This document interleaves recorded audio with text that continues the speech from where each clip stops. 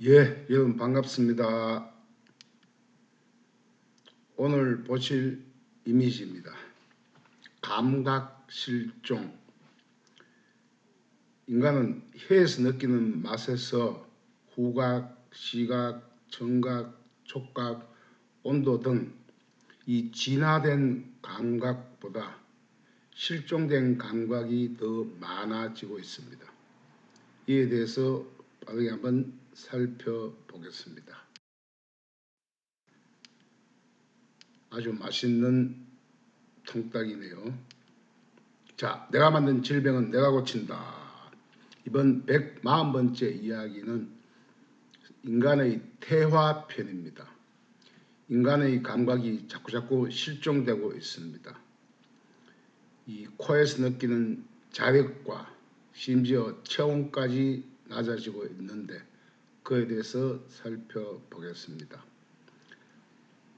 오늘 이야기는 제 책 상권 374쪽에서 380쪽에 관계된 이야기인데 새롭게 첨가하여 정리하였습니다. 첫 번째, 사람의 진화와 퇴화 이야기 잠시 나누어 보겠습니다. 원숭이네요. 첫 번째, 이 원시인의 체온은 38.5도씨, 현재의 소 체온이나 강아지나 고양이의 체온이 지금도 38도씨에서 39도씨가 유지가 되고 있죠. 이 짐승과 유사했던 인간의 체온이 서서히 낮아지기 시작하였습니다.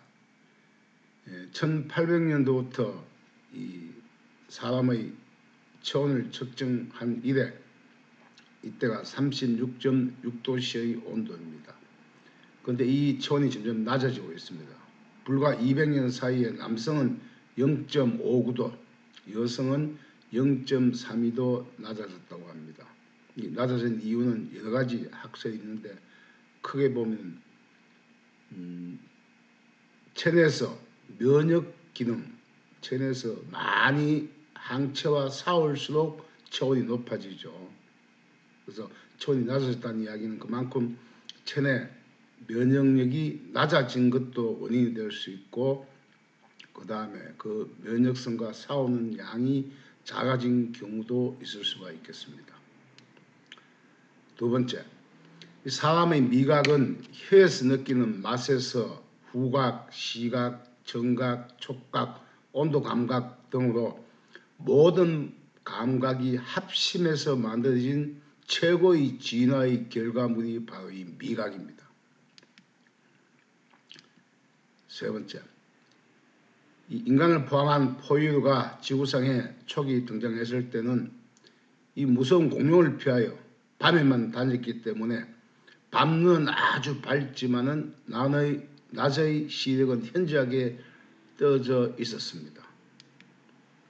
네 번째, 그리하여 밤에 필요가 없는 빨간색의 탐지 기능이 없어서 빨간색을 구분하지 못했습니다. 지금도 수많은 동물들은 이 색을, 특히 적색을 구분하는 동물은 인간밖에 없죠. 그래서 포유류는 아직도 이 빨간색이 뭔지를 모르는 정록 생명이거나 심지어 가시광선의 색상을 인식하지 못하는 짐승들이 많습니다. 다섯 번째, 그래서 공룡이 사라진 후 그중에 인간인 이제 서서히 낮 시간 동안 돌아다니며 두 발로 걷거나 수렵과 어도 혹은 나무에서 열매를 채취하는 생활을 하면서 시력이 현저히 좋아지는 진화를 거듭하게 됩니다. 여섯 번째, 이 초록의 숲 사이에 이 붉은 과일을 찾아내기 위해서 이제 사람의 눈에 적외선의 파장이 비교적 아주 긴 감지 기능이 센서가 우리 인간 몸에 진화, 즉 장착되게 되어 오늘에 이릅니다. 우리는 빨갛게 익은 이 사과를 구분할 수 있죠. 그 대부분의 동물 짐승은 이 빨간색을 감지하지 못합니다. 자, 일곱 번째, 한편 아직도 네 발로 걸어 다니며 주로 밤에만 다니던 지구상의 대부분의 포유류는 그 대신 눈이 나쁜 대신 빨간색을 구분하지 못하는 대신에 코의 후각이나 청각은 사람의 귀보다도 더 잘 맞고 잘 인식하는 것입니다. 두 번째, 원초적 본능, 후각의 실종 사건들에 대해서 살펴보겠습니다. 아이가 눈이 잘 보이지 않으니까 손으로 엄마를 만지고 있죠. 자, 첫 번째, 영유아의 시각은 생후 6개월이 지나야 겨우 생깁니다. 그니 결국 뭐냐? 손으로 만지는 것, 특히 발달한 게 후각이죠. 후각은 처음부터 예민해서 이 냄새로 엄마 친모를 인지합니다. 이러한 감각을 우리가 원시적, 원초적 감각이라 부르지만 이제 그 시기가 아주 짧아집니다. 즉 눈이 보이기 시작하면 그 후각이 사라지기 시작합니다.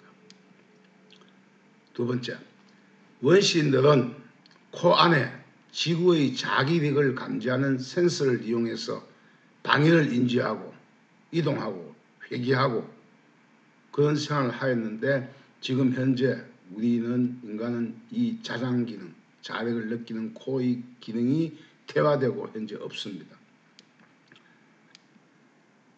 세 번째, 후각세포가 제기능을 잃어가는 이유는 외부의 병용균 유입의 한계를 초과하면 코안에 연결을 하는 관상동맥이 막히게 되어 이 코안 비강 상부의 상피세포가 냄새를 감지하지 못하기 때문입니다.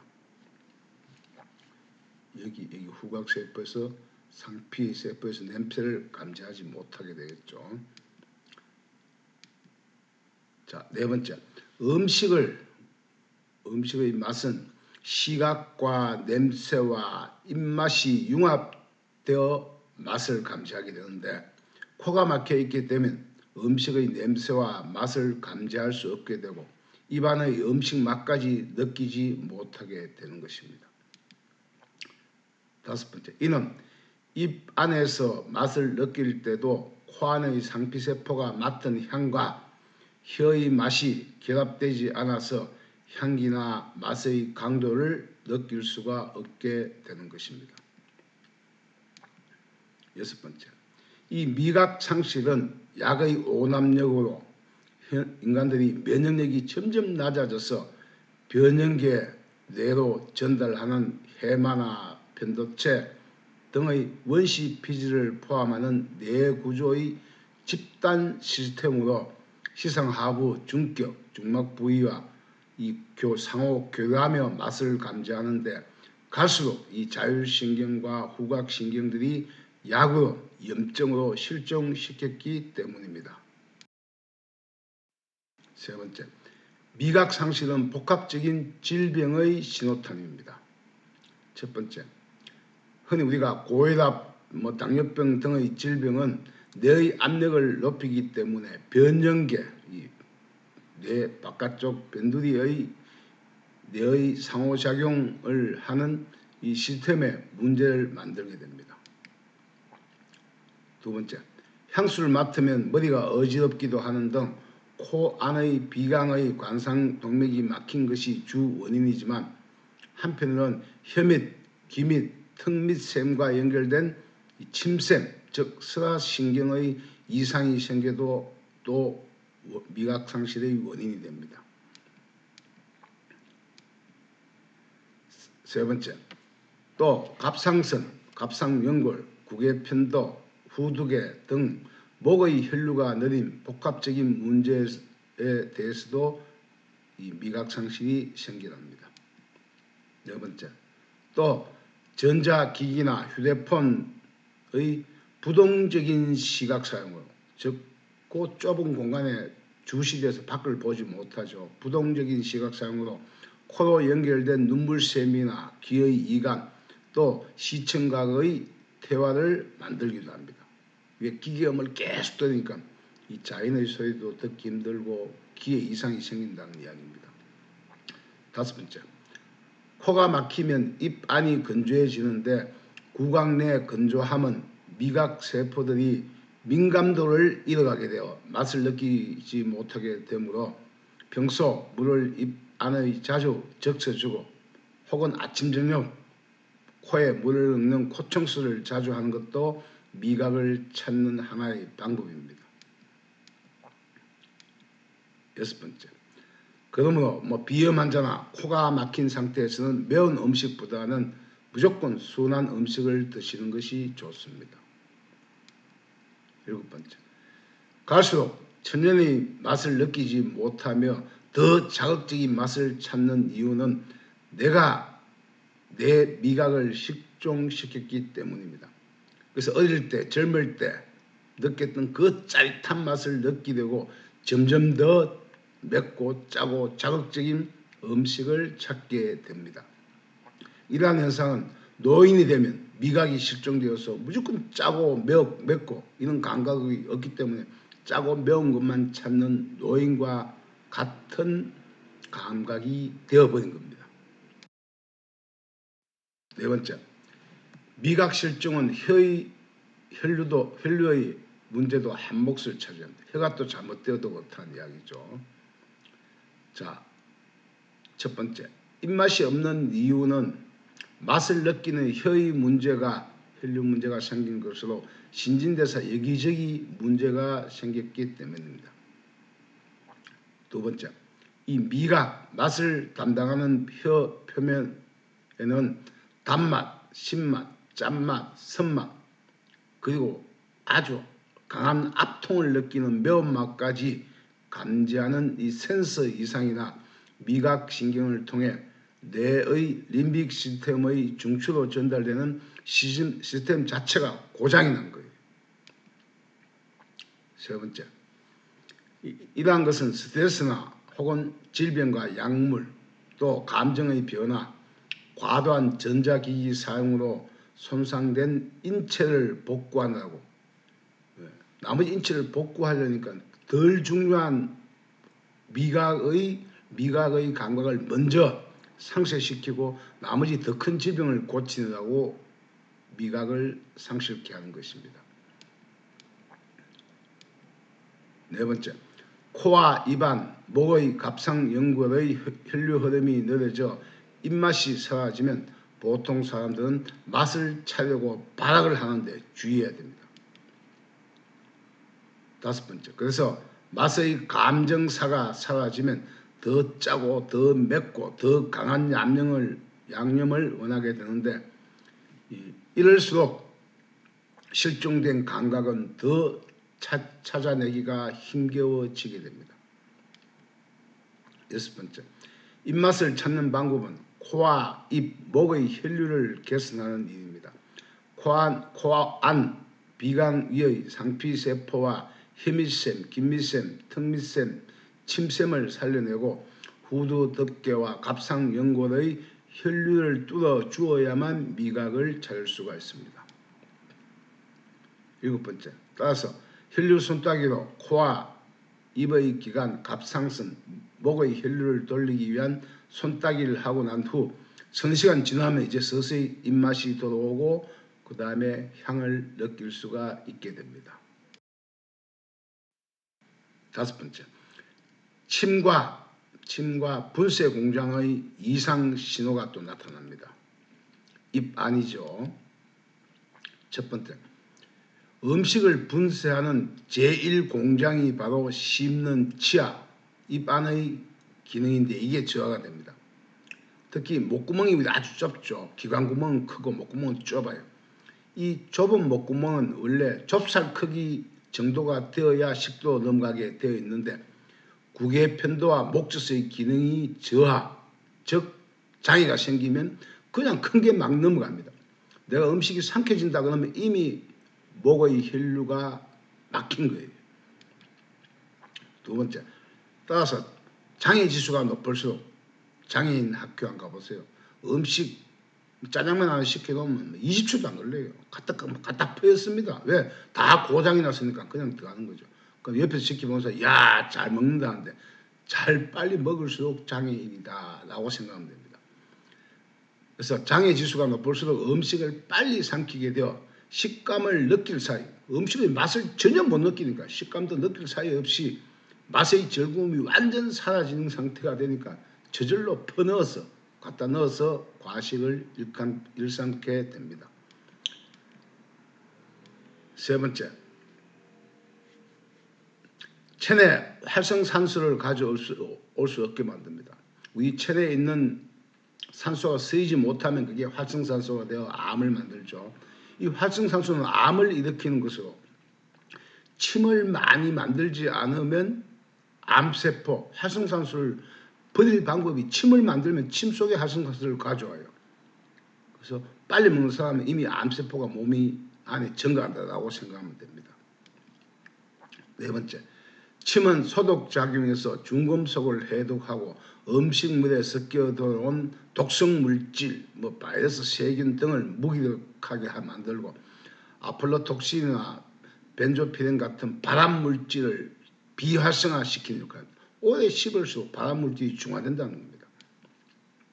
다섯 번째, 입안의 침은 창과 방패를 지닌 우리 몸의 음식물을 지키는 수문장이에요. 그래서 침이 많을수록 잘 지키겠죠. 자, 여섯 번째, 침은 우리 입안의 구강의 화공약품 혼합장으로 턱밑샘, 기밑샘, 혀밑, 침샘의 세 개의 화공약품 공장에서 하루에 그 분비량이 1에서 1.5리터, 엄청난 양이죠. 페트병 한 병 양이니까 정도를 분비하는데 이 침이 많이 분비할수록 좋습니다. 이렇게 많이 분비되면 입에서 녹말이 엿당으로 바뀌죠. 그래서 오래 씹을수록 노화 예방해서 위장이 고생을 안 하죠. 위장이나 소화기관이 더 편하고 건강해집니다. 일곱 번째, 따라서 힘들지만은 청국소 연습을 해야 됩니다. 음식 공부는 한 달 이상 해야 돼요.